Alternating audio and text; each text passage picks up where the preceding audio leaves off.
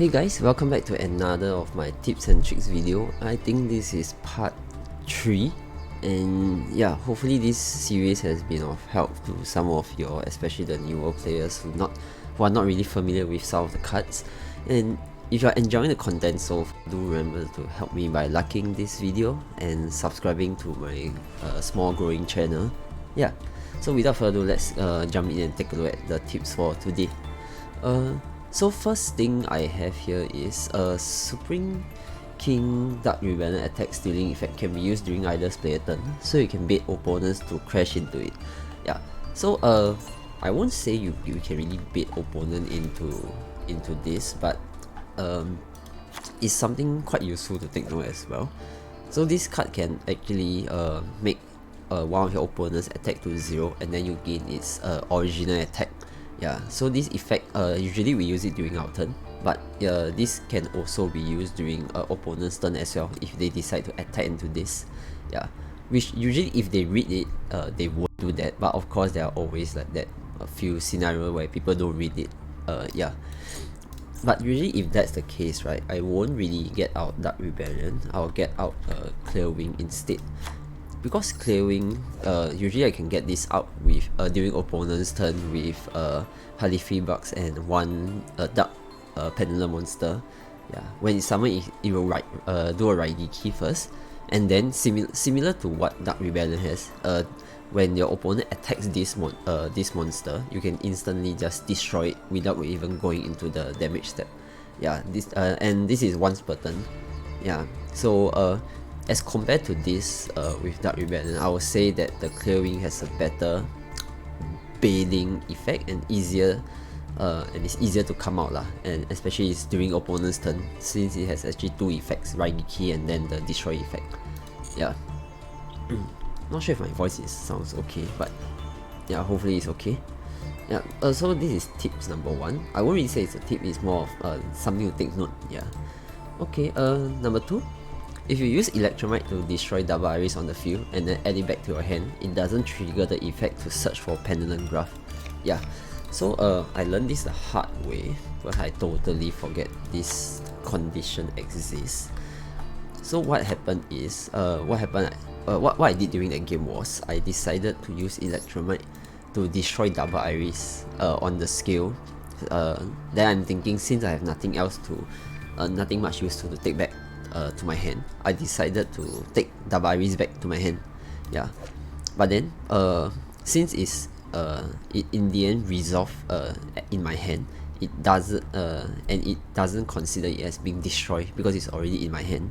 Yeah, something that ended up in the hand is not considered to be destroyed lah.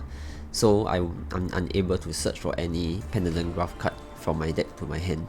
Yeah, so this is something to take note. If you want to trigger any destroy effect, don't use Electromite effect to add back to your hand. Just leave it in the extra deck for that short while more, so that you can trigger the destroy effect. Yeah, this is something quite huge for me during that game, and I think I lost the game due to that as well. Yeah. Okay. Next, if you are playing the artifact side build and the envoy is just Crystron and Hardy Bucks, and with Hardy Bucks and Artifact Dark without the side yet, you can actually chain one Hardy Bucks to attempt to summon Wonder Magician, which will in return allow you to activate Dark effect, which on resolution let you set side on the field, and then Wonder Magician will be summoned and trigger its effect, which allows you to pop side, which is just set on the field during the previous chain. Yeah, so this is something I think a few might not know, or maybe for those who play this variant more, they will know lah. So Dark effect actually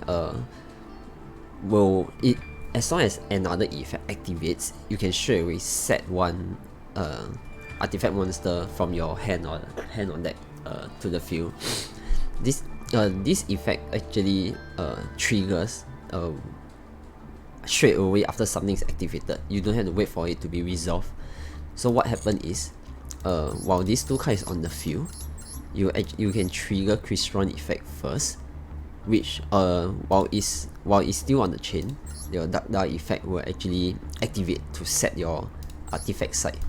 Yeah, so if you resolve the chain backwards, Dark Effect will resolve, which sets the site first, and then Crystron Effect will resolve, which special summon your Wonder Magician.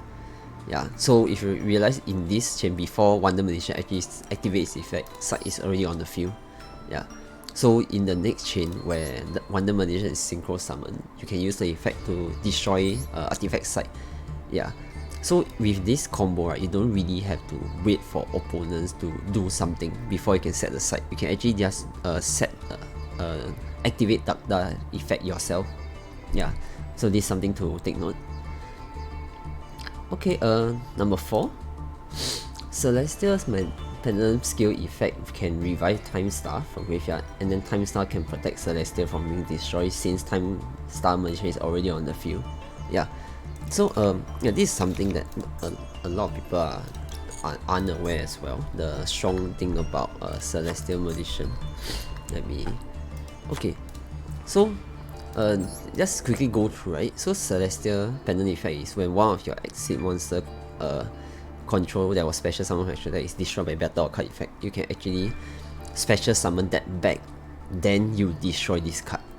Yeah, so this is what this card do. So usually, let's say if one of my extra deck monster got destroyed, I can destroy this card on the skill, then after that you revive it back lah. But this card is a bit different.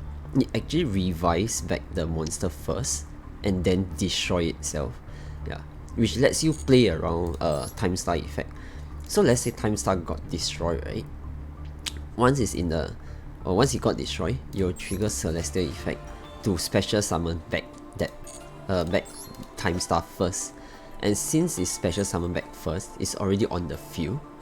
When Celestial try to destroy itself, it can since Time Star is already on the field, right? It can negate that destruction by using its effect to send one Pendulum to send one spellcaster from your deck to the graveyard.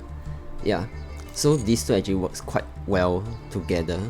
And since Time Star is not really a hard once per turn card, you can actually use its effect again, since it goes inside the graveyard and then comes back again. Yeah, so this is quite a strong combo, in my opinion lah. Yeah, so this is something to take note as well. Okay, lastly, number 5. If your opponent activates Pots of Desire, this card reads that you can only activate once per turn. So if you negate it with Ash Blossom, right, it will your opponent won't be able to activate another copy. But if you negate it with like Ice Vortex, it will negate the activation and allow your opponent to play multiple copies of the same turn. Yeah, so this is something that a lot of new players are confused about. So let me just bring out some of them. Okay, so let's take a look at this card first. So as you can see, Pot of Desire says you can only activate one Pot of Desire per turn. Only activate one lah, it says here. So then let's take a look at Ash Blossom. Ash Blossom effect is you can negate that effect. So Ash Blossom actually negates that effect. Wow. Ice Vortex negates the activation, as you can see here. Yeah. So what's the difference? Negating the activation is as good as saying that the card wasn't activate at all before. Yeah, so it means that it can activate again. So in this case for Pot of Desire, since if you negate it with Vortex, this card is as good as not activated before. Yeah, so it can activate this again, while Ash Blossom only negates the effect, which your opponent won't be able to activate this card again. Yeah, so do take note of the difference between negating of effect and negating of activation. Yeah, another card that we usually do is Savage Borer Load, which also negates the activation. Yeah, so do take note. I think, let me take a look at Apollosa. Okay, let's see. Yeah, so Apollosa also negates the activation, and since it means that if the opponent somehow get out that monster again, they can use that monster effect again. Yeah. There's also things about negate activation and effect that I shall not talk about in this video.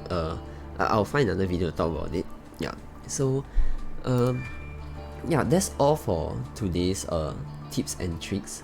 Then if you are enjoying the content so far, do remember to help me subscribe to the channel, and if you have some tips and tricks you would like to share with the audience here, do feel free to comment down in the section below. I will talk about it during the next tips and tricks video. And yeah, really appreciate everyone who submitted to these tips and tricks as well. This video is possible thanks to Xera and Maki, so thanks for contributing to this. And yeah, if you have any further questions, do feel free to comment down below, and I guess I'll see you in the next video.